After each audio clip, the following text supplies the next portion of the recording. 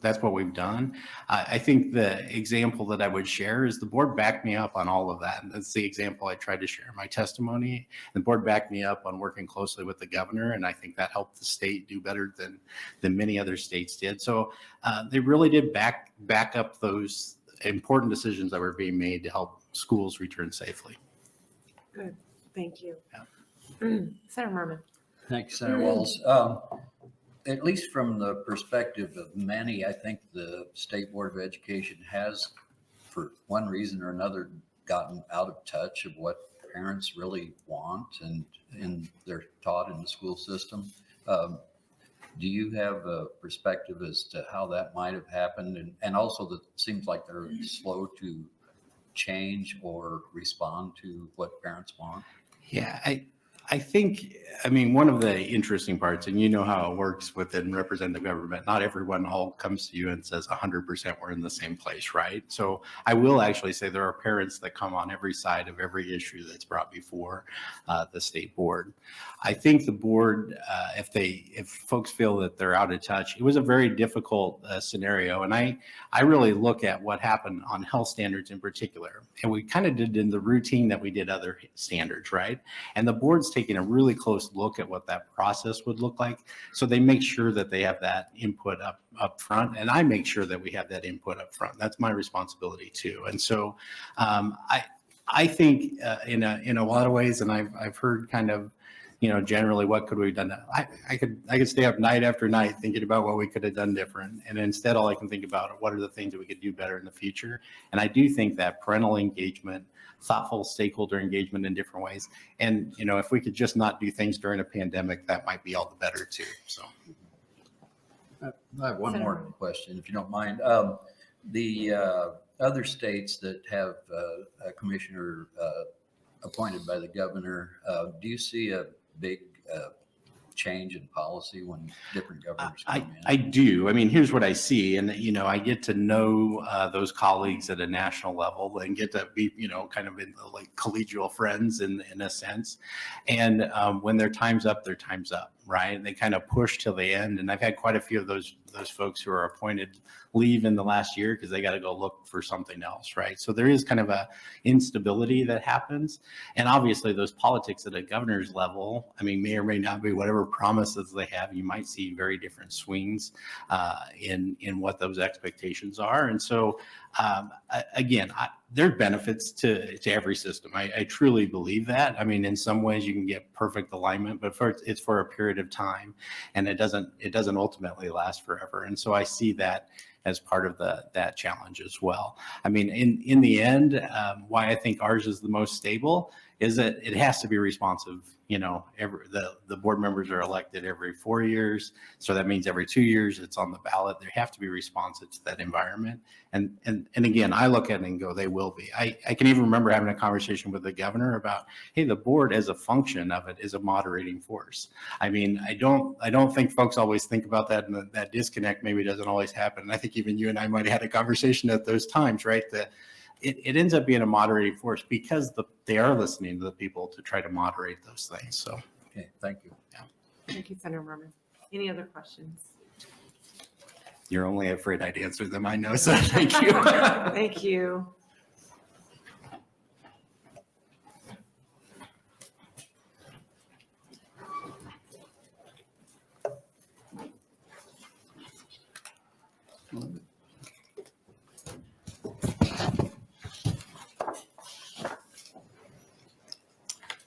Good afternoon, Senator Walls and members of the Education Committee. My name is Dave Welsh, D-A-V-E-W-E-L-S-C-H. I serve as a member of the school board for Milford Public Schools. I am also a member of the Education Collaboration, which is comprised of multiple education associations, including NERCSA, NSEA, NCSA, NASB, GNSA, STANCE, ESUCC, and Stand for Schools. And those are all spelled out on the letterhead that you're receiving. We're unanimous in our opposition to LR 278CA. The current constitutional structure of our K-12 educational system has been in place for over 70 years. Like any elected body, our State Board of Education has faced challenges over the years, difficult problems to overcome, and controversial topics to address. This is not unlike any local school board, such as myself or ESU board, or any governing body for that matter. We choose to run for elected office, as you know, not because it will be easy, but because there will be tough days as well as rewarding days. The organizations that I listed at the start of my testimony are united in opposition to this measure. We support the original intent of the 1952 constitutional amendment, which was approved by a wide margin to place our school system outside the realm of partisan politics. Public education should not be about one person's political agenda. Rather, it should be governed by an independently elected, nonpartisan body that establishes policy within the guidelines of legislatively established law. In addition, the Office of Commissioner of Education should be detached from politics to the extent possible and appointed by the State Board of Education based upon his or her qualifications to hold the office, not by political affiliation and political agenda. Therefore, we oppose LR 278CA and ask that the committee indefinitely postpone this measure.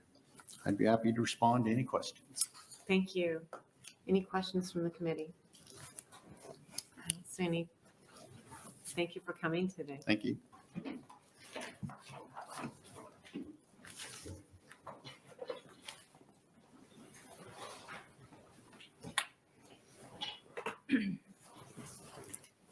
Hello, my name is Sandy Wolf, SandywWolfe, and I'm probably going to scoot out of here because I know I have a parking ticket out there, so I'm going to go very fast. I'm the president of the Board of Education for Norfolk Public Schools, in my 10th year, my third four-year term. Like all of you, I'm an elected official. I'm passionate for Nebraska, education in Nebraska, and the uniqueness of Nebraska. I'm okay with being an outliner. I think quality education, it's what's important for our students, and I believe we work very hard for that quality education. I am opposing LB 278CA. I believe a strong public education available to all students in Nebraska is essential to the future of Nebraska. In 1952, the constitutional amendment established a state Department of Ed, which acts under the authority of the State Board of Education. Why? Because the state superintendent of public instruction felt like there was too much power in the hands of one individual. Now it feels like we want to go backward rather than forward. Continue forward. Senators, I know that you all work collectively and collaboratively to make things happen. What if all your decisions were made by just one person? Where's the diversity? Would decision-making be highly political rather than what's best for our students? Local control is essential. Currently, Nebraska voters elect the nonpartisan, unpaid Board of Education members. I'm guessing that you, like I, research the qualifications of each representative on the ballot, and I have a choice who represents me and my district. Today, our state school board is made up of a former superintendent, 3 former teachers, a member who has a doctorate and taught college students who are becoming teachers, and a combined total of over 170 years in education. No governor will ever have that. We also have an attorney and members who've served on local school boards in their community. We have diversity and quality representation of our communities, not emphasis on a single constituency. The State Board of Education is elected. I will be honest, I felt there were many challenges and missteps when the State Board of Education put forth health standards. I did not agree with them. But I do feel that disbanding our State Board of Education seems like an emotional decision right now, rather than what is right. I truly applaud all of you because I know that your job is tough, because my job is tough, and this has been a tough year. So I would be happy to entertain any questions. Thank you. Any questions from the committee? Senator Merman. Thank you, Senator Walls. I'll ask kind of the same questions I think I've asked before.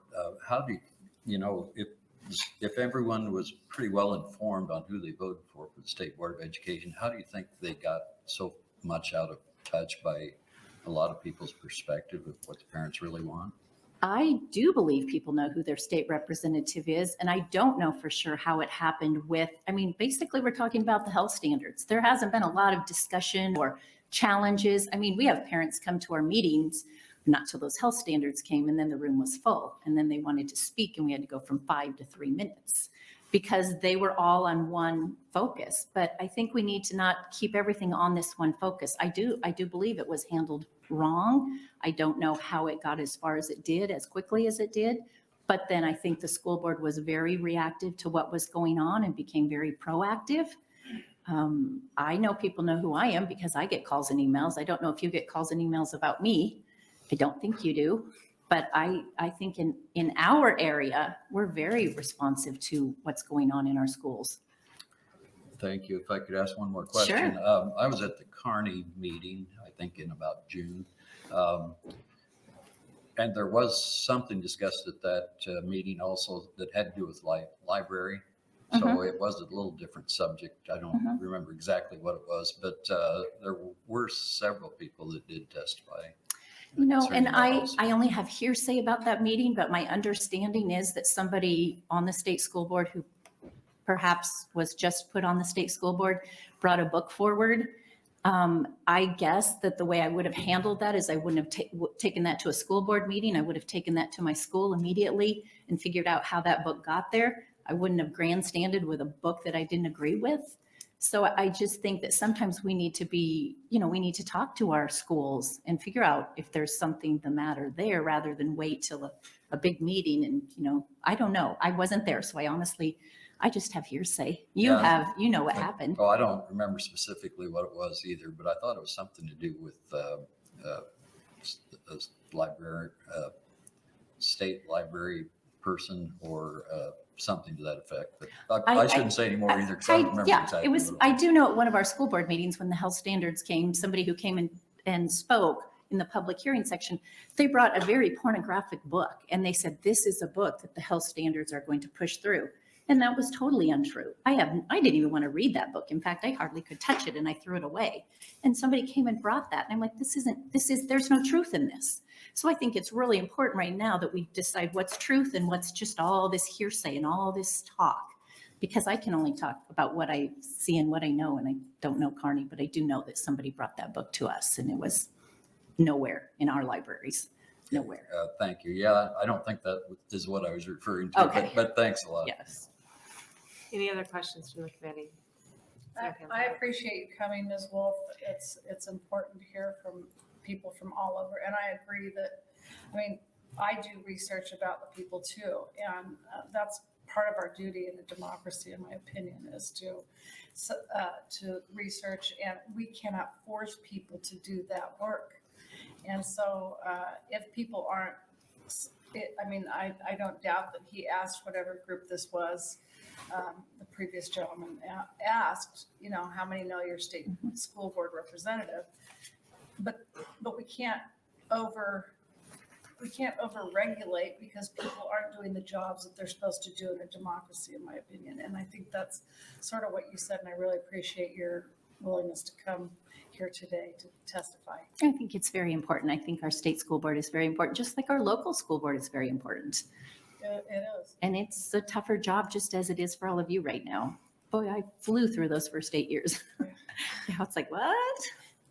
Well, I hope you don't get a ticket either. Yeah, I do too. I hope the car's still there, honestly. It'll be there. Okay. Any other questions? I see none. Thank you so much for Thank coming you. today. We Thank you. appreciate your work.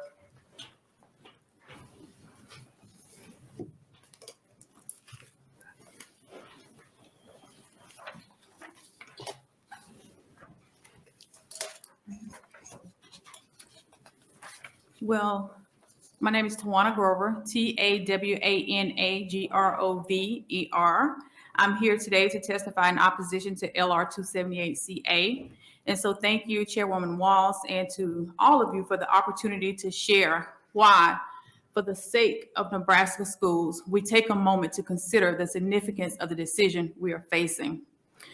This resolution does not advocate for the best interests of our schools, teachers, and students. We have never felt threatened by the Nebraska Department of Education. Even through some of the most controversial topics we've ever had to tackle, we knew we maintained agency at our local level. We have always felt confident in our ability to reach out to the commissioner and to the state board reps with concerns and recommendations, and their availability has been reliable. Additionally, we have several representatives from our school district have served on different task forces as well as committees. These are people in the trenches, and that's where the grassroots efforts needs to occur, not through state government. The structure as currently established works because it's working through our local communities on behalf of the students and families in those communities. As we know, the current state board represents different geographic areas across the state, and this allows constituents from all walks of life to feel like they are fairly represented. Our teachers are making measurable positive impact, and our districts have support and the proper oversight through our local and our state boards. We will continue to improve upon these healthy trajectories by the infrastructure we already have in place. To pull the credibility away from the Department of Ed would insinuate that our Nebraska system is fractured, when that, in fact, couldn't be further from the truth. Nebraska schools are not just the lifeblood of our communities, but they serve as models to all other districts across this country. Why would we intentionally jeopardize that? I have to ask, what qualitative or quantitative data do we have to suggest that this resolution would improve our educational outcomes for our students? I would also question the potential political influences surrounding the titles of the Commissioner of Ed and the Governor as it pertains to party affiliation lines for both Republican and Democrat. It stands to reason that this would be a less compromising scenario if the commissioner would continue to report to a representative board of education. I also too worry about how our educational experiences for students and expectations for staff will be compromised as governors with varying political ideologies are elected. This resolution appears to be a blatant response to buzzworthy topics like the health standards, like critical race theory. And it makes me sad that these reactionary decisions of this sort would be hard to overturn once this is no longer a hot topic. An amendment of this sort makes serving our students a political battleground. By canceling out our current structure of the Nebraska State Board of Education and our commissioner, will we end up with the unintended consequences where we have canceled out our communities? Thank you for your time today. Thank you very much. Questions from the committee? I don't see any. Thank you so much for coming today. Next opponent.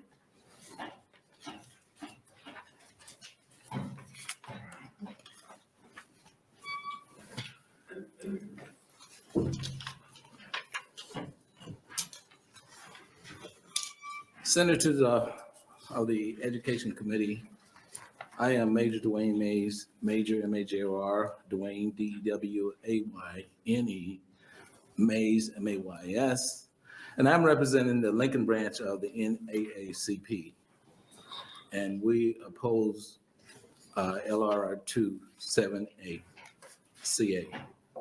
The NAACP is the largest civil rights organization in this country, has advocated for the rights, including educational rights for all citizens. It is our mission to advocate, encourage, and support fair and equitable education for all students.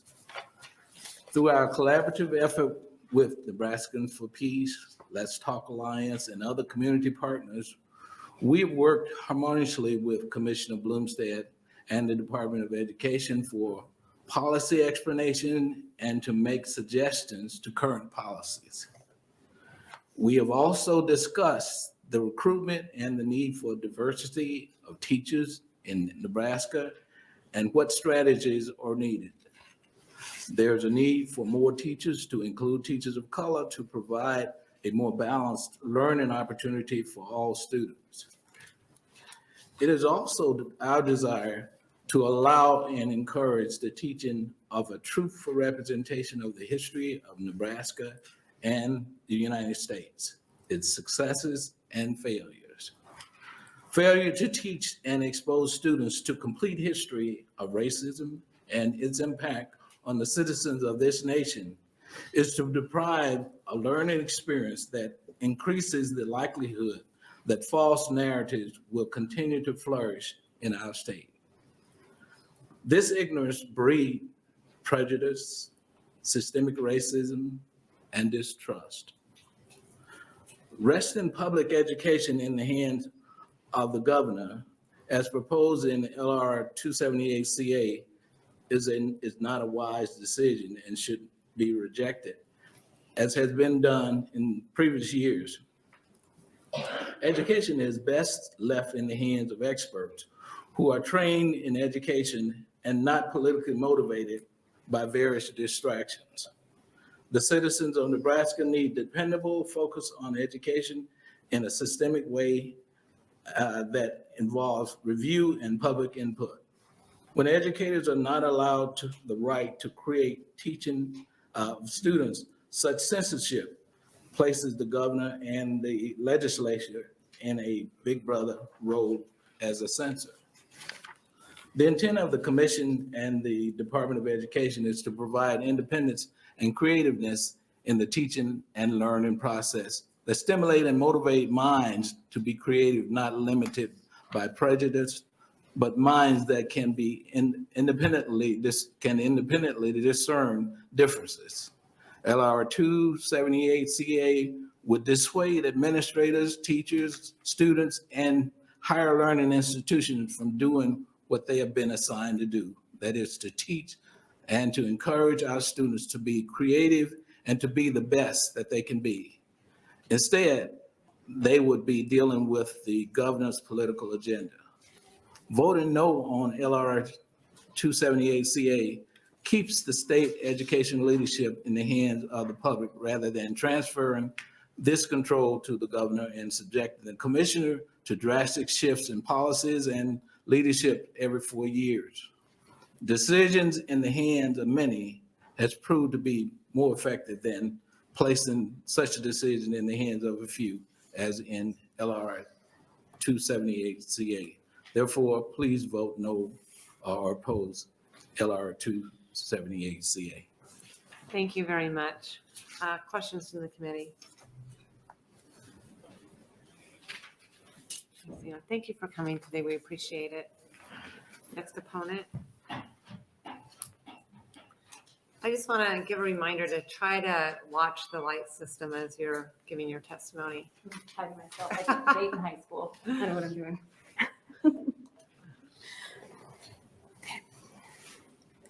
Good afternoon. My name is Rachel Benzoni, RACHEL BENZONI, and I am a doctoral student in education policy at UNL and a public school teacher in Omaha. I appreciate the opportunity to testify today in strong opposition to LR 278CA. Sorry, I didn't want to go off. Oversight of our education system has a strong, proud history of being a nonpartisan voice for all Nebraskans. This model has served us well. Doing away with this nonpartisan, democratically elected board, which oversees our children's education in order to concentrate power in a partisan appointee, sets a dangerous precedent and reveals far more about the intentions for this position than is immediately apparent. This is made clear in page 1, lines 13 through 17 of this resolution, which states that this appointee shall have, quote, such powers and duties as the legislature may direct, and that the governor shall set their compensation. This appointee would then be beholden to the governor, and therefore would not be directly accountable to the parents and children over whose education they would exercise significant control. We must also acknowledge the conflict of interest posed by this resolution sponsor. For the second time this legislative term, she failed to get enough support for a bill which would defund public schools against the express wishes of Nebraskans and her own constituents. Now she wants to erase their voices, those she professes to represent, and for what purpose? It is not too far of a reach to imagine that with right-wing extremists who are increasingly occupying positions of legislative power, someone unbound by a sense of civic duty and propelled by the lunatic fringe of QAnon conspiracies could be elected and secure a dangerous hold on Nebraska's educational policies through the appointment of an official with no experience and no interest in promoting the equitable and inclusive public education our young people deserve.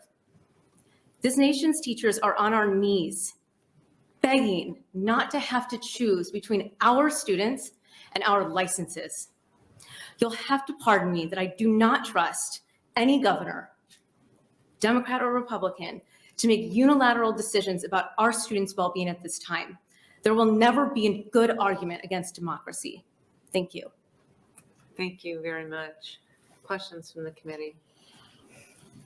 I'm just curious, what grade do you teach? High school science. High school science. Thank you. Thank you for coming today. Thank you.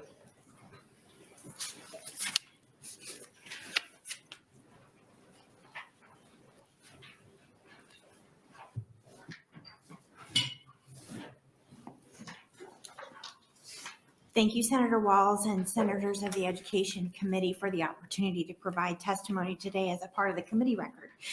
My name is Abby Swatsworth, ABBISWATSWORTH.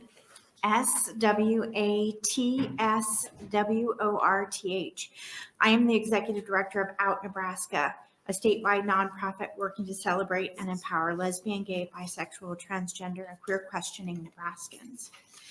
Nebraskans value education. Out Nebraska believes that school leadership should be locally generated, with communities electing local and state school board members and providing direct access between the community and the leadership of our schools. LR 278CA will abolish the state school board and thereby remove community access to school leadership. From the National Association of State Boards of Education, functioning as a citizen's voice in state education, state boards of education serve as an unbiased broker for education decision-making, focusing on the big picture, articulating the long-term vision and needs of public education, and making policy based on the best interests of the public and the young people of America. And to Senator Merman's point, I do believe that there are more parents aligned with the health standards and the motions of the state school board than we heard from at meetings.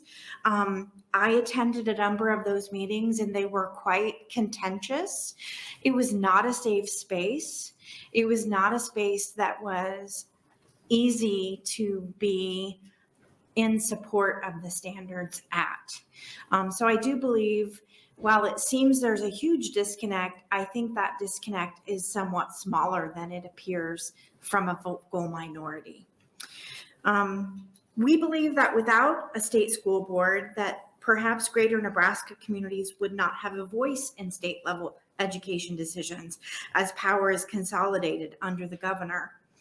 Furthermore, the current formation of the state school board and their role in hiring the education commissioner allows for nonpartisan leadership focused on equity for all of Nebraska's students. When the education commissioner is a government appointee, I fear that the role of the commissioner will become more partisan in nature. And for these reasons, among others, we respectfully request that LR 278CA not advance. And I'm happy to answer questions. Thank you. Questions from the committee? I don't see any. Thanks for coming today. You bet.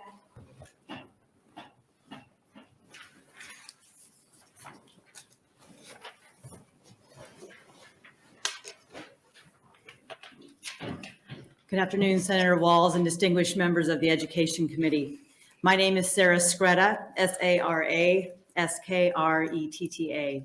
I'm the certification officer at the University of Nebraska-Lincoln, but I'm here today representing the Nebraska Association of Colleges for Teacher Education, or NACTE. NACTE serves as a state chapter representing all Nebraska educator preparation programs approved by the Nebraska State Board of Education. Institutional members include Bellevue University, Chadron State College, College of St. Mary, Concordia University, Creighton University, Doane University, Hastings College, Midland University, Nebraska Wesleyan, Peru State College, Union College, the University of Nebraska at Lincoln Kearney in Omaha, Wayne State College, and York College. NACTE is testifying in opposition to LR 278CA. The democratic process should not be altered regarding Nebraska education, and local control exercised by electing members to the State Board of Education is something we contend must be continued. The election process allows the people of Nebraska the opportunity to make changes to the board composition when they believe it should be made. LR 278CA removes the ability of Nebraska residents to participate in educational policy making through election to the State Board of Education. The importance of an independent elected state board of education reflects the state's long-standing commitment to the guidance and oversight of educational policy as stated in Nebraska's Constitution. NACD believes this independence must be maintained to ensure consistent educational leadership for Nebraska schools. This is a key factor in maintaining the high level of education performance demonstrated by Nebraska students. LR 278CA would result in an education system that is inherently political rather than one focused on educational policy. Having a commissioner of education appointed with each governor to serve that political party or possible personal agenda would be detrimental to P20 education and all education decisions. NACD opposes LR 278CA and respectfully requests that the committee indefinitely postpone this measure. Thank you for your consideration. I'm happy to answer any questions. Thank you. Questions from the committee? Senator Pansy Brooks. Thank you for coming today. I appreciate it, Ms. Greta. So, the NACD organization meets with all of these teacher education colleges and universities. Yes, it's the educator preparation programs of each of the universities. It's that organization. Okay, and so that group then comes together and decides to promote or oppose something, and you've decided to oppose this. Correct. Thank you. Any other questions? I see none. Thanks for coming today. Anybody else who would like to speak in opposition? Anybody who would like to speak in the neutral capacity?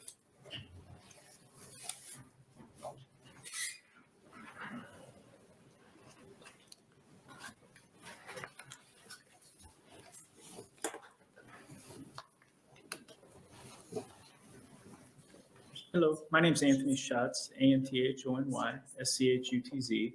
I'm a professor of law at the University of Nebraska College of Law. I focus on state constitutional law, structures of government, and that sort of thing. I wrote a book on the Nebraska state constitution, so we've studied it for a number of years. And so I got asked to come down and testify in a neutral capacity to see if I can answer any questions that the group has with regard to our constitutional development. I just said testify in a neutral capacity in part because I'm a university professor, but also government's just hard, right? There's no very good way to do it. So, if we have a State Department of Education or not, and they're elected or appointed, at the end of the day, it's really a matter of having good people committed to doing a good job. And the electoral process at the state education department level actually does help us find really good people who care a great deal about what they do. And that, I think, is a value that's worth considering as you're trying to figure out whether or not we should present this to the people. As far as state constitutional law goes, we're like many states that adopted their constitutions in the late 1800s. We don't trust governors very much. We have a very fragmented executive branch. If you think about the state auditor, the state treasurer, the attorney general's office, the secretary of state, all independently elected of the governor's office, right? It's much, much different than the federal government. There's two ways in which we fracture the executive branch. One is sort of a way of sort of distrusting the governor. And that's why I think the treasurer, the secretary of state, the auditor, those folks are independently elected. But the other relates to specialization. And that's what we see with something like the Board of Regents. And I think that we also see with something like the State Department of Education. There, the effort of fragmentation is meant to sort of reflect the political heat associated with a particular topic, but also the need for expertise in dealing with that topic. And so the State Department of Education plays a pretty significant role in terms of trying to figure out how best to manage a very politically contentious topic, a very important topic. The reason why this body gets so many people down here so often is because people care a great deal about education. Local school boards draw a lot of attention. The state education board draws a lot of attention, at least when they do something that is controversial, and that's because people care so much. So I don't know if I have any great answers for you in trying to figure this thing out, but in terms of the reason why we have a State Department of Education that's elected, I attribute it to a need for specialization, but also that political heat that the subject brings to bear. If you think about this from the governor's perspective, and I'm not the governor and I wouldn't speak for the governor at all, I don't know that I would want responsibility for the Department of Education over the last 2 years, right? So the existence of a state Department of Education does help alleviate some of that heat from that office. Also, if I'm a voter, I don't want to go to the polls and have to choose one person based upon their performance in education, natural resources, and all of the other things the governor has control over. So I don't want to trade education for a canal project, right? When I'm voting for education when I go to the governor. So political accountability is, it's actually a more complicated thing than I think we appreciate sometimes. But in any event, I'm happy to answer any questions you might have. I know it's getting late and it's nice out, so. Thank you. Any questions? Senator Merman. Thank you, Sen Walls, or Chairman Walls. I think on the, the upper part of the ballot, people realize who they're voting for. And then when you get far enough on the down ballot to where it's really local, people like local school board, city council and so forth, people know who they're voting for. But kind of in between is an area that people really don't know a lot about who they're voting for. Do you have a kind of an answer? Well, I'm on the board of the Lower Platte South NRD, and I don't think anybody knows who I am, right? And so that's a mid-ballot sort of place, I think, a regional kind of government. ESUs, even NPPD, those sorts of folks, like it is really hard to keep track of that. But when they get out of line, people know. And I don't know. I mean, political accountability is sort of difficult. I don't know how many people know who you folks are, right? At the end of the day, and we know who the governor is, but state legislators, I don't know that you're famous when you go out there in the world. Maybe more famous than I am as the Lower Platte South NRD director, but political accountability, I think, is pretty difficult. I don't know if there's a great solution to that other than active engagement by the population. We should sick somebody on the curriculum associated with civics. I wonder who we could ask for that. Thank you. Thank you. Thank you. Any other questions? I see none. Thank you so much for coming today. Thank you. Anybody else who would like to speak in the neutral capacity? Senator Linehan, you're welcome to close. We did have 53 position comments for public hearing. I'm not going to name them all. We had 4 proponents and 49 opponents and 0 neutral.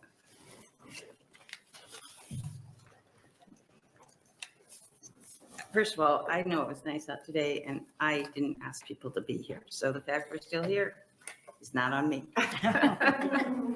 As a matter of fact, the chairman asked me to make sure we didn't have a lot of people and I complied. So, Thank you. yeah. So I think Senator Pans and Brooks, I didn't understand. I've looked at this again, this list. My point is almost all the states have strong governor input, either appoints the board and then the board. We're one of the few states where the governor has nothing to do with it. So I'm not saying this is the perfect solution, but I think it's something we should talk about. As far as the history of this, and I think we should get that law professor to leave his card so we can contact him when we're doing these things. That was very helpful, and I have a lot of questions for him. From the Statement of Committee on Education dated March 20, 1951.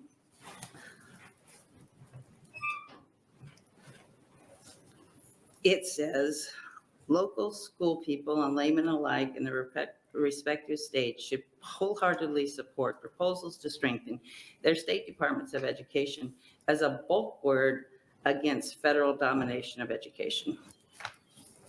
So that's what drove it. So we're about to move through this. I'd say the kind of the most frustrating thing with this afternoon is that this isn't political. They run for office. They get elected. It's politics. It might not have an RD, the name, but are our jobs political? Do we have an RD by our name? And when you're in elected office, it's political. So when the Nebraska Education of Collaboration claims it's outside, keep it outside of the realm of partisan politics. It's not.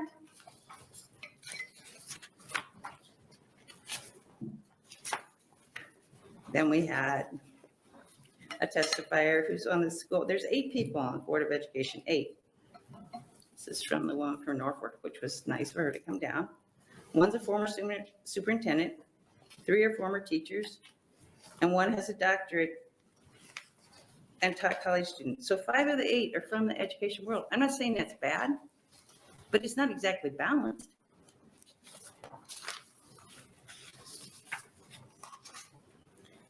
Also, I can't remember, another one. The result would be an inherently political.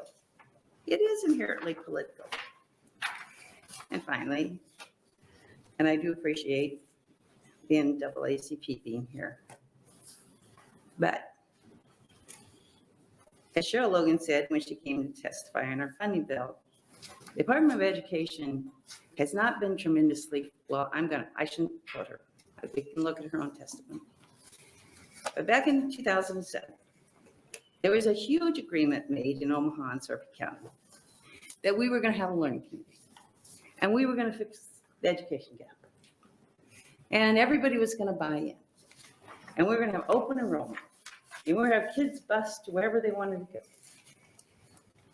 And slowly, since 2007, the Department of Education, through several fix-it bills and this bill, and it came up last year when we were a bill on the floor, they have done away with the vast majority of that agreement.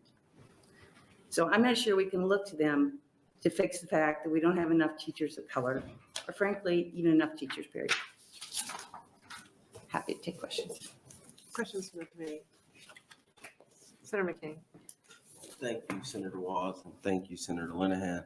I guess my fear is what I asked somebody else earlier, that the Department of Education will turn into what the Department of Corrections is, and then we'll have the commissioner coming to hearings saying, I can't be an advocate for bills and things like that. Here's what I would, first of all, I understand where you're coming from, and it's a lot of issues there. And as unfortunate it is, the truth is, people are not as focused on our issues at the Department of Corrections as they are about the kids in school. If you have people care. Another thing that just give me an opportunity to throw this in there. I hear from superintendents, I have since I've gotten here, that nobody comes to our school board meetings. Nobody complains to us. No, you have their children. You're not going to go into a school where your kids are there and raise holy hell. You call your legislatures. So I think a governor, if people aren't happy with the schools or the commissioner, the governor will act. And the other thing, I'm going to go back to this. We don't have, as the commissioner himself said, during the pandemic, when all hell was breaking loose and we didn't know what to do, they joined hands with the governor. And they did so because they needed that power to kind of calm everybody and drive the bus forward. I think it would be a good idea if they had that power all the time. But I do understand your concerns. It's legitimate. Yeah, no, I just don't want it to turn into what I feel the Department of Corrections is, as far as when the director comes to judiciary. So, Right. Thank you. Yeah, you're welcome. Any other questions? I see none. That closes our hearing on LR 278CA, and it will open our hearing, our last hearing today on, let me find it, LB 1143.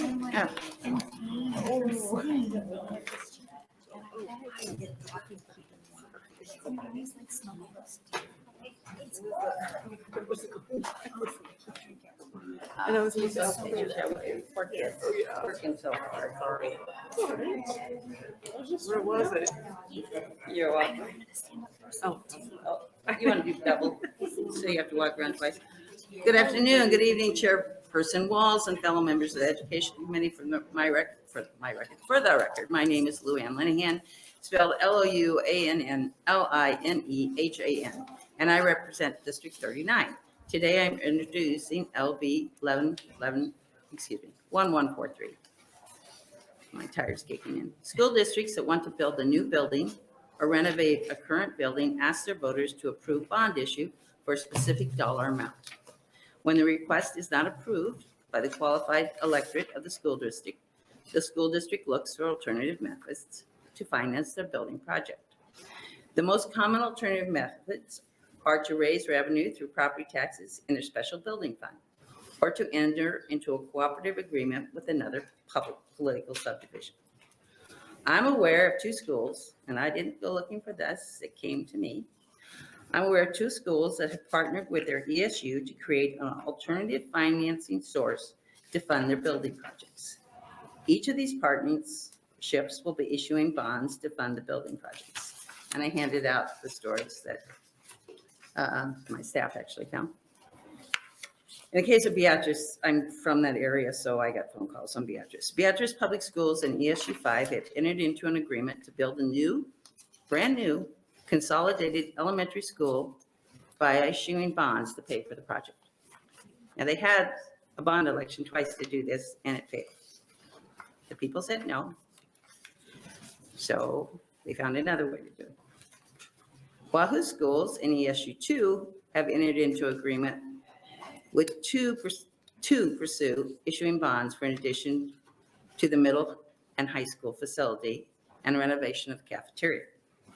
Each of these schools and the ESUs held community meetings and presentations to notify the public of the use of the bonds as a financing method for the building projects. While community meetings have been held, issuing bonds to pay for these building projects do not require a vote of the people in the school district or the ESU. Not being required to have a vote of the people on financing the project using bonds is the objection I have with this alternative method of financing buildings. When you go and get a bond, you are incurring debt, and that's debt against your house or your farm or whatever property you have. I have the same objection to using the special building fund revenue for building projects without a vote of the people. 1143 would require that any joint entity created to provide funding for the building projects by the Nebraska School District or Educational Service Unit to hold an election before issuing bonds to fund a building project. An affirmative vote of the majority of their qualified electorate is required to pass a bond issue. These provisions become effective on or after the date of this act. If the question of the bond issue is defeated, it shall not be resubmitted for a period of 6 months. So I looked at these, I don't know if they left my underlines in here. So on the one about Wahoo, if you go to page 3 of 6, it's, I think, is your outline, do you have a circle around yours? You don't.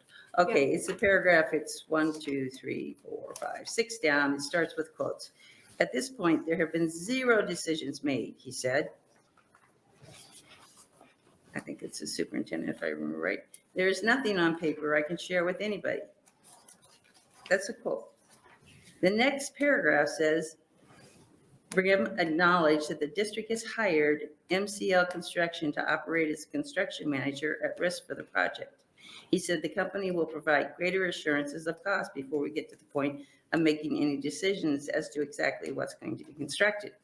The district also hired BVA Architecture to provide facilities evaluation and long-term planning. Okay, both those things can't be true. You can't have contracts hiring people to do stuff, and yet there is no paper available for anybody to look at.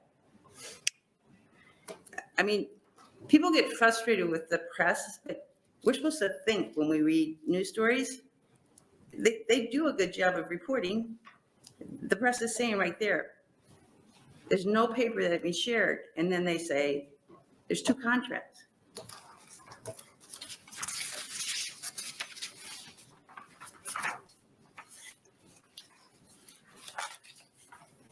And Beatrice, my understanding is there was 2 bonds. They both failed. They have their little neighborhood elementary schools. People like them. And they're closing 4 of them and moving, I think, to where they built the new high school. I have a problem with elections and people saying no and then finding workarounds. And I don't think it builds trust with your public. Thank you. Any questions from the committee? I don't see any. First, proponent.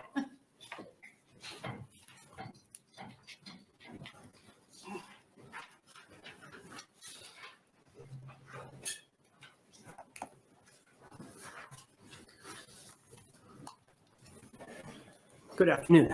My name is Curtis Havelka, Curtis Havelka. I'd like to thank Senator Lanahan for introducing this bill. It's very important. I'm a taxpayer from the Wahoo School District. I've come today to give testament to the way that our school district disrespects the wishes and concerns of its citizens. Let's start with a performing arts theater that was built around the year 2010. For a cost of $3.8 million, the bond issue was voted down twice. But the board thought that they should have it, they wanted it, so they found a way to get around it. And they put it up with the loopholes and alternative funding that's available. That bill will be paid off in the year 2033. So, long time. 3 years ago, the Wahoo Public School Board attempted to pass a bond for more classroom space. They were clamoring about more classroom space for overcrowded. This bond was originally for $30 million. In an effort to make things more acceptable, they lowered the asking to $26 million. I called one of the board members and asked how they reduced the bond from 30 down to 26. And the response was they cut out half the classrooms. Left in the expansion plan was a new 2,000-seat AstroTurf football field, a new track, a new top-load performance gym, a new administrative offices, new doors, windows, carpets, and tiles in all the existing classrooms and bathrooms. So let's do a little math here. The bond was for $26 million, minus the last half for the classrooms of $4 million, equals $22 million for non-classroom items. The Wahoo Public School District collects taxes on 100% of the taxpayers, but only educates 70% of the students in the district thanks to 3 parochial schools. They are spending 100% of our tax money on 70% of the students. Where would we be if the need was for all? Last night, the school board approved going forward on a project costing around $45 million using the interlocal avenue, the loophole. The irony of this whole thing is that if they didn't have the ability to find alternative funding for the auditorium, the classrooms additions could have been put in that same area, that same space years ago for a fraction of the cost that this is going to be, a fraction.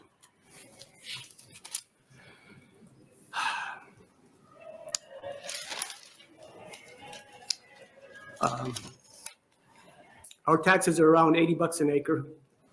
Well, that's not where we went. Okay, the state of Nebraska cost per student is $14,495. The average of the surrounding states is $12,187. That's a difference of $2,300.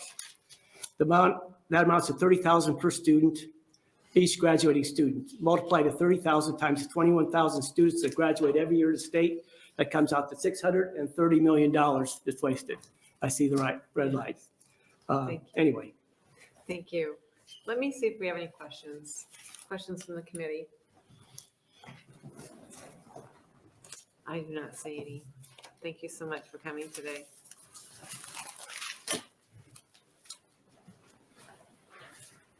Next proponent.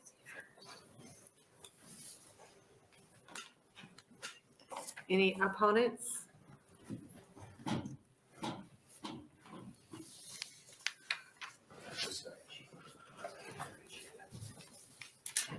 In your documents that are being passed around, you'll see the slideshow that we presented in our community that I'll reference in my presentation today. So, and then facts and questions in a press release that was done as well. You're almost there. Last hearing, last day. I'll try and be bold, be brief, and be seated. My name is Jason Alexander. Good afternoon, Chair Walls and Education Committee members. JASONALEXANDER. I'm the superintendent for Beatrice Public Schools, and I'm here today in testimony of opposition to LB 1143.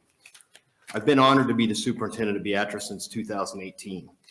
First, a very brief snapshot of our school district. We have 1 high school, 3 elementary schools, 1 preschool, and 1 alternative school that's offered in conjunction with our local ESU 5 at that site.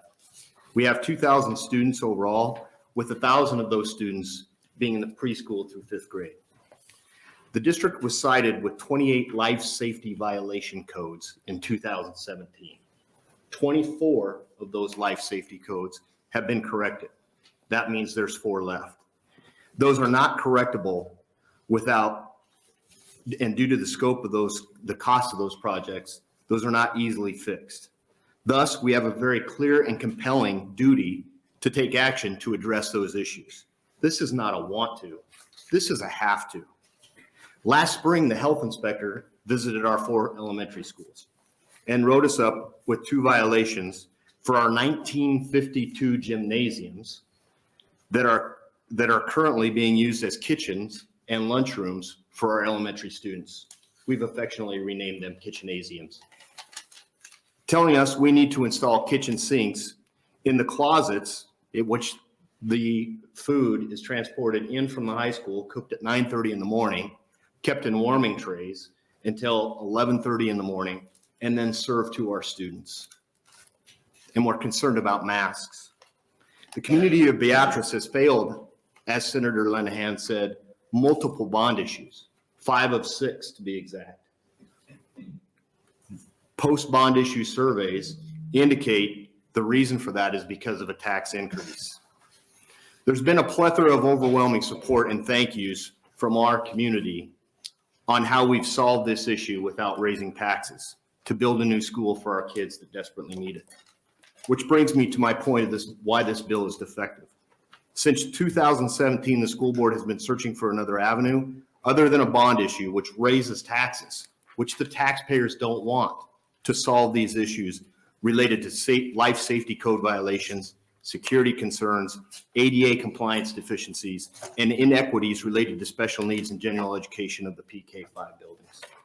This is why we have partnered with our educational service unit to create the Southeast Nebraska Education Agency to secure bonding up front, authorize the project over the 30 to 40 years, and operate within the budgeted parameters established by state law, utilizing our building fund to pay off the debt services.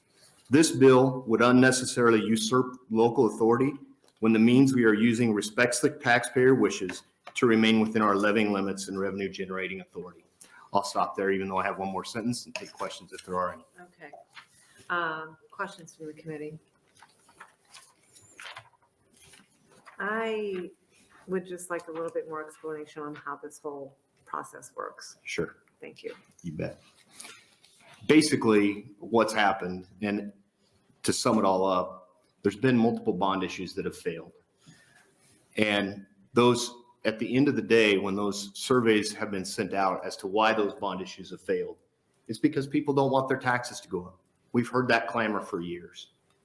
So upon my arrival in 2018, the board charged me with the task of figuring out a way to build a building without raising taxes. The Interlocal Agreement Act allows us, as a school district, to partner with another public entity. Could be a city, could be a county, could be whatever local public entity we want to. But it made the most sense with the educational service unit in our district that has the same mission we do of serving kids, to partner together to figure out a way to solve this problem. So we created that agency, and under the Interlocal Agreement Act, that agency then has the powers to go out and secure funding, bonds, to pay for a project of this sort, as long as we finance it and amortize it and schedule it out to the 40-year time frame that we pay for it within the parameters that are established within the budgeting confines of the state of Nebraska. We don't exceed the $5 levy cap. We use our building fund. We tax into the building fund to pay for it. And we pay for it over the 30-40 year amortization timeframe that is established. However that factors out, that we pay for it on an annual basis. So we have an annual debt service payment. Okay, you say you tax the bond. Is that what you just said? I'm sorry, it is getting late. Yeah, it is. I'm just really trying to understand how Sure. so how are you paying it back, I guess? How Where's the money coming from? How, because you're not raising taxes, so how is that happening? Great question. Currently, the levy limit is $1.05. We are taxing 10.3 cents into our building fund. And here's the reality. That 10.3 cents is going to do one of two things. It's either going to pay for a new school that eliminates all the inefficiencies of having 4 cooks, 8 custodians, bus routes, excess paraeducators.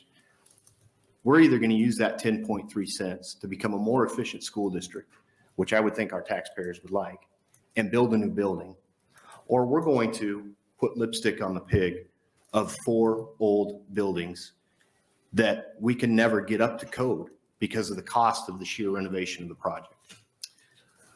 So it's 10 cents within the $1.05 that you already have. Correct. Okay. Yep. So taxes do not go up. All right. Thank you for that explanation. Yep. That helped a lot. Sure. Any other questions from the committee? Senator Merman. Why was the ESU the place to go to do this partnership? Primarily because of the fact that they have the same purpose we do, which is servicing kids in the state, in our community, and in the state for that matter. So it just made sense that with the same mission, we come together to provide the same service.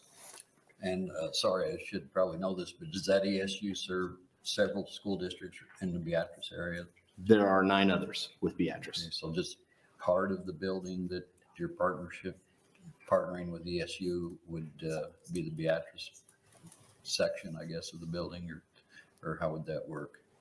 No, the building is all Beatrice's building. Okay. The educational service unit just comes along as the partner to help us with the financing piece under the interlocal agreement. So the other 9 districts that the educational service unit supports have absolutely nothing to do with the project whatsoever. This is strictly related to Beatrice and the educational service unit. And the educational service unit in the agreement has no obligation to any financial source whatsoever. So they are not on the hook, so to speak, for any type of financial commitment whatsoever. Thank you. Okay. Any other questions?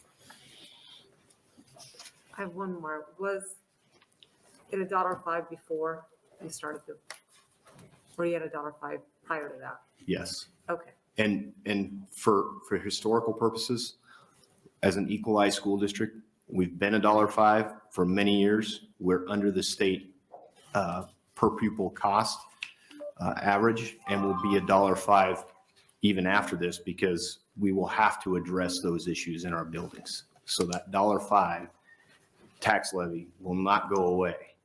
We're simply choosing to listen to our voters and not raise taxes. All right. That makes sense. Thank you. Any other questions? I see none. Thank you for coming Okay, today. thank you. Next, opponent.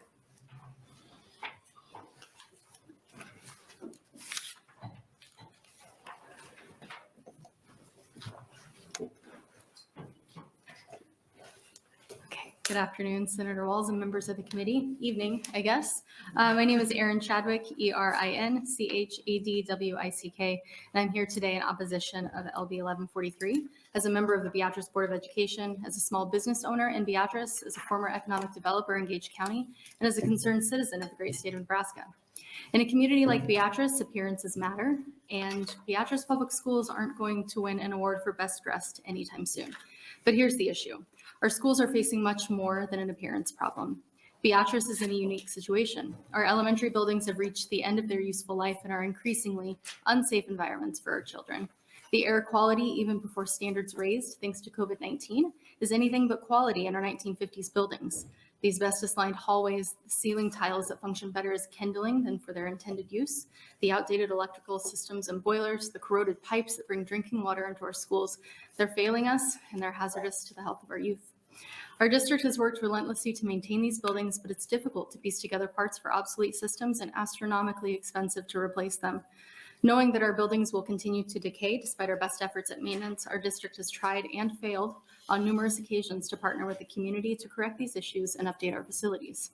In a community like Beatrice, whose farmers shoulder the bulk of the area's property taxes, where people have a choice between public and parochial schools, and where we share workforce and taxation issues just like the rest of the country, it's crucial that districts across the state have multiple tools available to us to be able to provide for the basic life, safety, and environmental needs of our students and staff.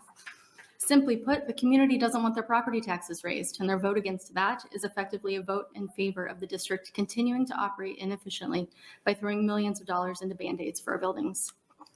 I was elected by my community 3 years ago to represent the voices of those who check the box next to my name. Their vote authorized me to make decisions to the best of my ability with the tools available to me as a board member.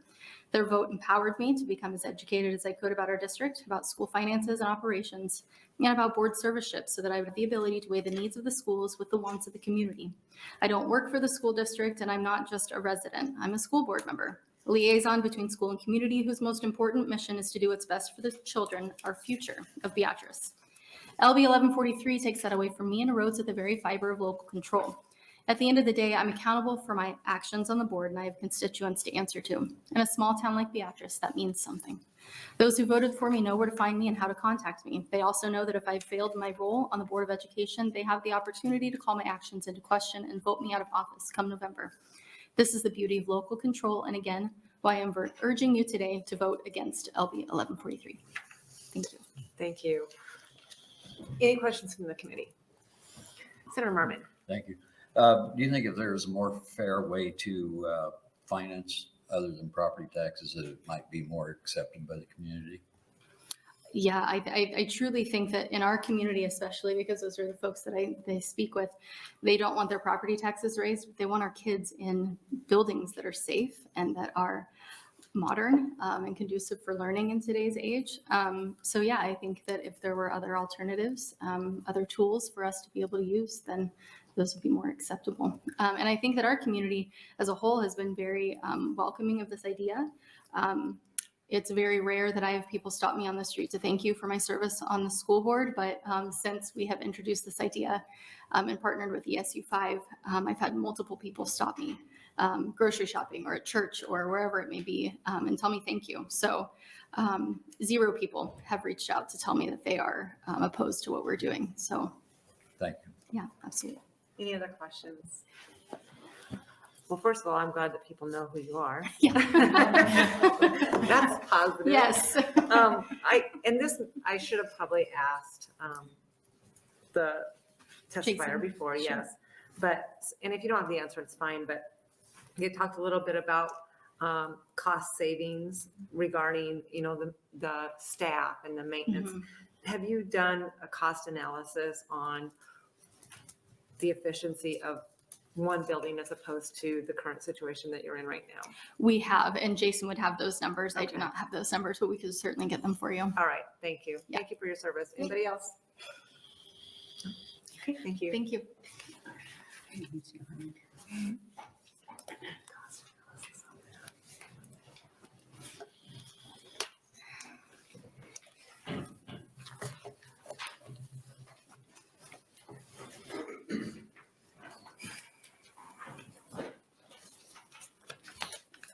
Okay, good afternoon. Chair Walls, members of the Education Committee. My name is Brandon LaValle, Brandon Lavalley. Superintendent at Wahoo Public Schools in Wahoo, Nebraska. I'm here today representing the school district in which I'm honored to serve, providing educational opportunities and spaces to over 1,100 students whom reside in and around Saunders County. You have my written testimony in front of you. I'm going to try to tell our story at Wahoo. Wahoo is a unique community. We have 2 very good school systems within our community, one being a public school, one being a private school. With that, there also come challenges. Over the last 45 years, there's been 1 bond issue passed. I think 4 others have failed over time. With the most recent one, which I was in town for, serving in this position, upon failure, we formed a committee. We call it a Community Advisory Committee to help us move forward. We have needs. We're a growing school district. Our buildings are at 100% capacity, elementary, middle school, high school. We have to come up with some solutions. The committee was composed of a cross-section from within the district, whether you look at gender, age, school affiliation, whether you voted yes or no on the bond issue, what your occupation is. We tried to spread it out as best we could. What came from that community advisory committee were 2 points. One, a bond will not pass in Wahoo. You should seek alternative financing. 2, don't raise our levy. We took that information, the school district and the board took that information and tried to find ways to make a project fit within those parameters. Through the interlocal agency, what we're trying to move forward with, the levy does not go up. It has to fit under the building fund. That's where those funds are coming from over time. Historically, we've levied the max in the building fund at 14 cents because we knew we had problems coming. We knew we had to have solutions, not just for new space, but also to take care of the space we had. Part of that 14 cents will be committed to paying off in this interlocal agency. I'm going to stop there and I'm going to allow for questions. You have my written testimony. I'd be happy to address anything you guys have at this time. Questions from the committee? Okay, I have a question. Yeah, absolutely. Can you kind of tell me about the need for why you're asking for this? Like in your community, what's the story? What's the story behind your school? Why do you? Sure. So as a district, we continue to see growth. Over a 20-year period, we've averaged probably 1.25 to 1.5% growth per year in student enrollment. So that's taken us in, and I don't want to screw up the numbers too bad, but in 20 some years, we've gone from 843 students to 1,100 students that we're serving within our buildings. That fit 20 some years ago when those buildings were where they were. That does not fit today. When you have, and we've had 2 different firms come in and confirm this number, but we're over capacity in our elementary school for the number of students we can serve, the middle school and the high school. We're just packed. We're doing the best that we can. The teachers are absolutely doing the best they can. We continue to grow. Wahoo's in a great spot. We're about 20 miles west of Omaha, 20 miles north of Lincoln. We have a lot of families coming to Wahoo who may work out of town, but we still want that small town feel. Right now, we have a 90-lot development directly north of the school. The city and the school have both done studies that show 1 to 1.5 students per new house built in town or within the district. 90 lots, minimum 90 students. There's also consideration of a couple other developments near town that are getting ready to be finalized. We wanted to get ahead of it with the bond issue in 2018. We weren't able to do that. Now we're trying to play catch up. Okay, and it's basically the same process that was explained by the, okay. Yes, everything is in open public meetings. Everything is advertised. It's as transparent as can be. Okay, thank you. Sure. Any other questions from the committee? Oh, I do have one more. I'm sorry. Absolutely. Would you be able to share like a cost analysis with us if you have? A cost analysis regarding? Like the efficiency of it's probably not the same situation. It's not quite the same situation. Part of what we're doing involves an HVAC renovation that needs to be done. That would be within the renovation piece as opposed to a new addition piece. I can get that part for you, but it's a little bit apples and oranges to what Beatrice is doing. Right, yep, I thought of that after I asked the question, so, all Sure. right, I think that's good. Thank you so much. Okay, thank you for your time.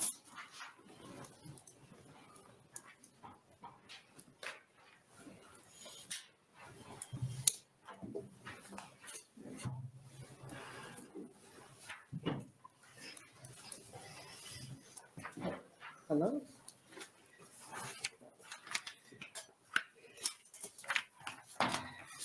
Good evening. Good evening, Chairman Waltz and members of the committee.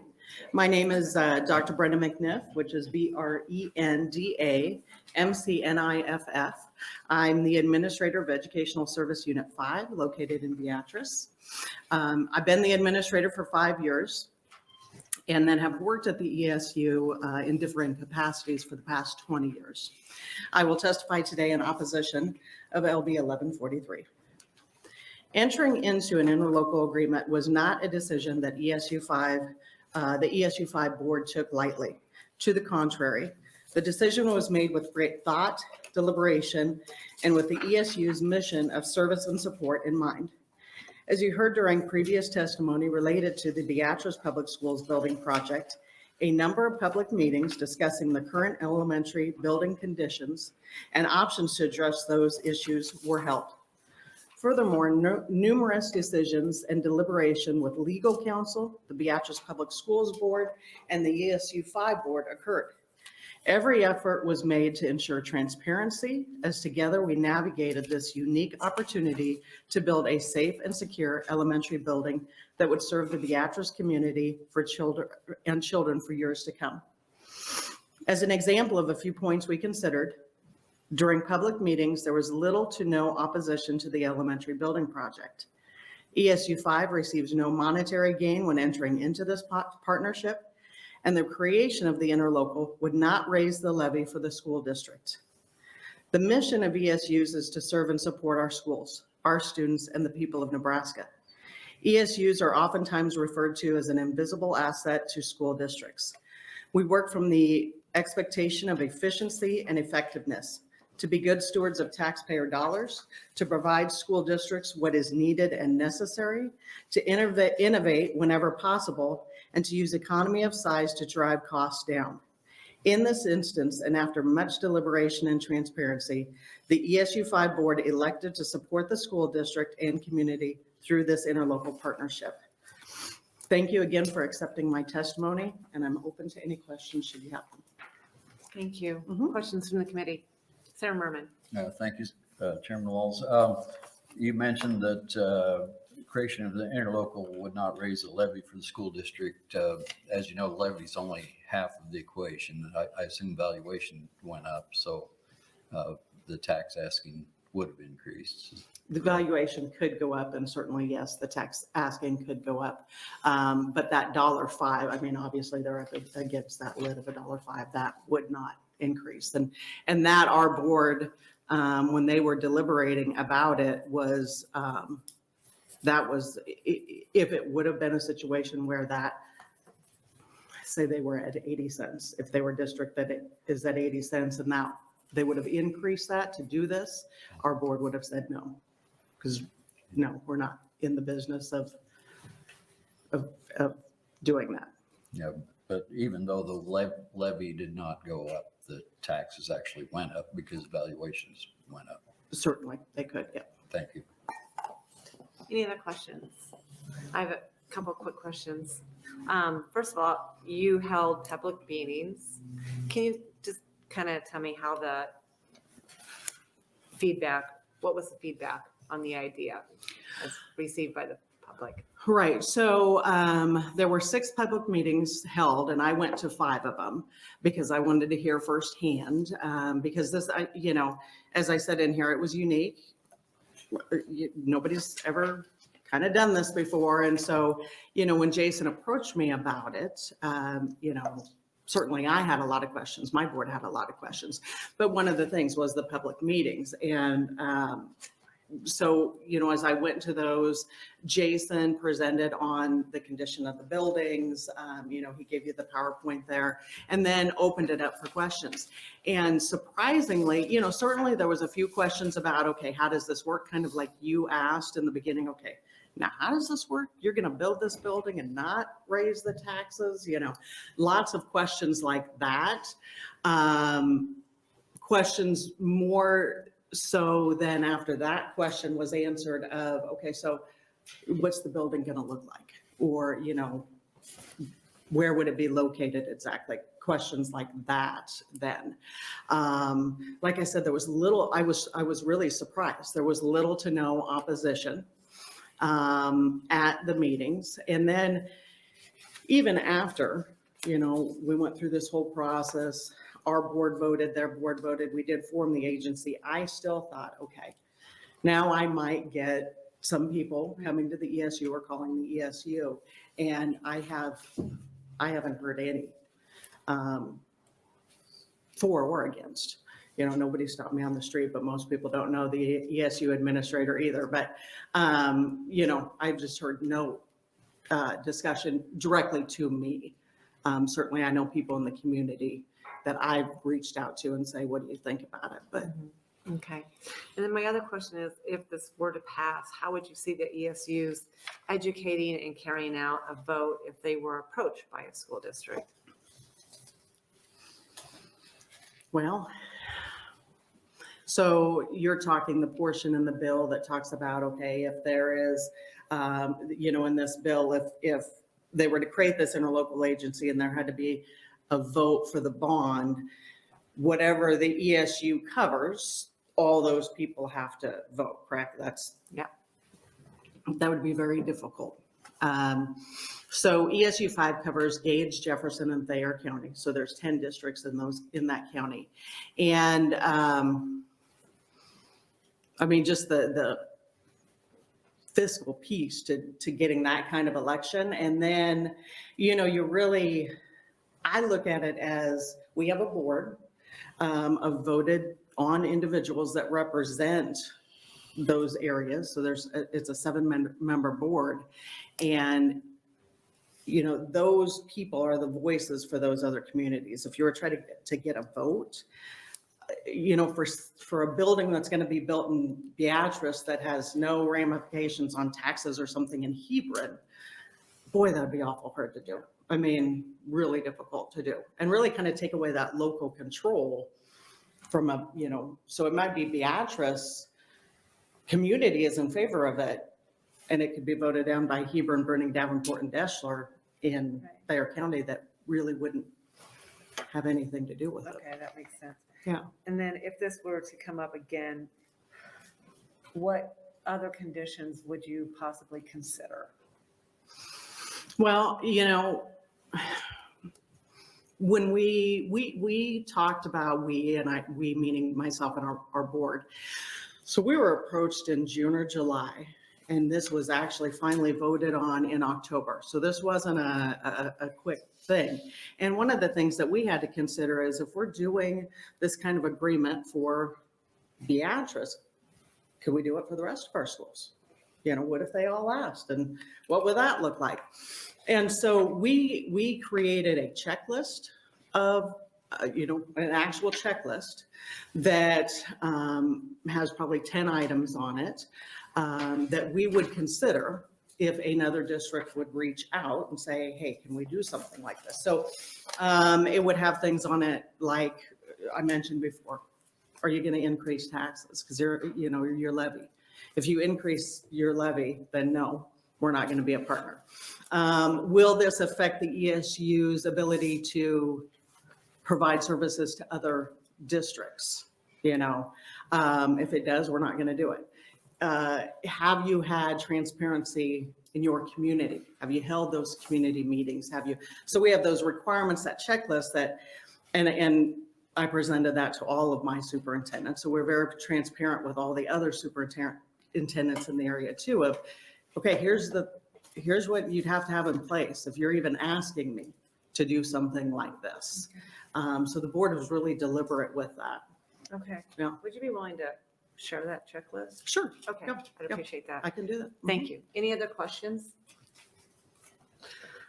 I don't see any. Thank you so much for Yeah. coming. Thank you. Anybody else wants to speak? Are we on opposition? Opposition? Anybody want to speak in the neutral capacity? All right, Senator Linehan, you're welcome to close. And for the record, position comments for the hearing record, we have 5 proponents, 2 opponents. So I don't think the language of the bill, I just reread it, and I was standing up because my back is killing me. They can do it, they just have to have a vote of the people. I'm not saying they can't do it. The bill wouldn't keep them from doing it, it just says they have to vote. So if it's popular and nobody's mad, I don't know why it wouldn't pass. So on the $5 levy in the 14-cent building fund, that means if they weren't doing this, their levy would be 89 cents. I mean, there's no thing like, money just doesn't create itself. So it is, you can say it's not a tax increase, but if you weren't doing it, your levy would be 89 cents. So I just think the people, if you're going to put a debt on your school district that's going to last 30 to 40 years, the people ought to vote on it. Any other, we'll have coffee later. I want to Any get other outside before questions? this sun goes down. Any other questions from the committee? I don't see any. That ends our hearing on LB 1143 and our hearings for the day. Thank you.